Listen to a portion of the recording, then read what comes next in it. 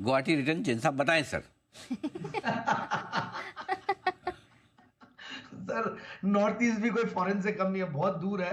ये देखो और जयपुर से भी दूर है और बॉम्बे से भी दूर है। और एक्चुअली मजा क्या आता था अनिल जी, जब मैं बॉम्बे पढ़ने गया तो हम वहां बोलते थे नागालैंड, तो नागालैंड बोलते थाईलैंड के पास में है क्या, और मणिपुर बोले सिंगापुर के पास में क्या। इस टाइप की ज्योग्राफी की कई बार उस टाइम पे वो होती थी, बट अब अच्छा। धीरे धीरे हाँ, तो ऐसा नहीं है, उसको फॉरेन लैंड कई बार बोल देते हैं, बट यस बहुत ही इंपॉर्टेंट पार्ट है। Seven sisters and one brother state, जिसको सिक्किम ब्रदर स्टेट है। बट बिल्कुल। आ जाते हैं अनिल जी अब हमारे काम पे।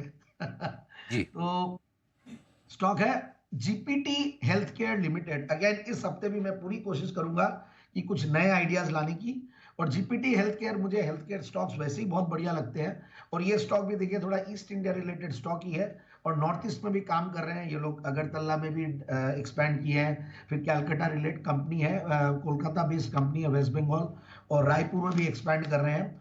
तो सबसे बढ़िया बात यह है कि 220 का हाइज बनाया हुआ है, और 215 पे लिस्टिंग हुई थी, और 100 मतलब जो ये आईपीओ प्राइस है यही कोई 185-87 के लगभग ही थी, उसके आसपास ये स्टॉक चल रहा है। So that was the opportunity I thought कि ये मिलेगी, और अपने 200 डेमास के आसपास है, और रिजल्ट्स बढ़िया। सबसे बढ़िया बात है जब आईपीओ लाए कंपनी और आईपीओ से डेट्स को रिटायर करे, तो वो हमेशा एक बहुत ही बढ़िया पर्पस लगता है, और जिसकी वजह से बैलेंस शीट में आगे मजबूती और दिखने लग जाती है, क्योंकि अर्निंग्स वगैरह और बेहतर हो जाती है, ईपीएस बेहतर होता है।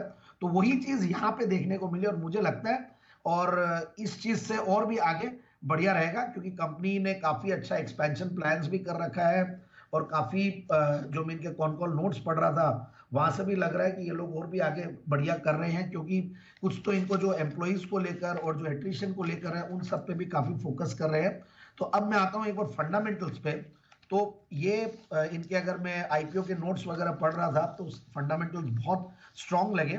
और 30 के रिटर्न ऑन कैपिटल एम्प्लॉयड पे कंपनी है, 25 का रिटर्न ऑन इक्विटी है, पिछले 3 साल में प्रॉफिट की कैगर 32% से बढ़ी है, which is again very good.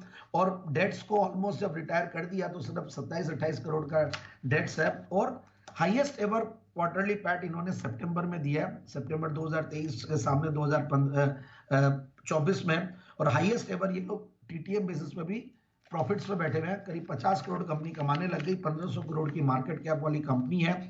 और उससे भी बढ़िया बात है एफआईआईज डीआईज भी अच्छा खासा होल्ड करते हैं, 15-16%।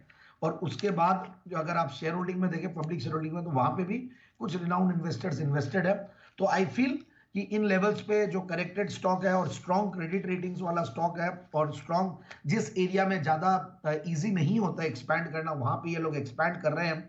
तो मुझे लगता है कि इस लेवल पे स्टॉक को लिया जाए रिस्क रिवॉर्ड रेशियो के हिसाब से 230-250 के टारगेट के लिए। 230 और 250 दो लक्ष्य लेकर चले जीपीटी हेल्थ केयर के लिए। ये आपके लिए राय आती हुई जैन साहब की तरफ से नया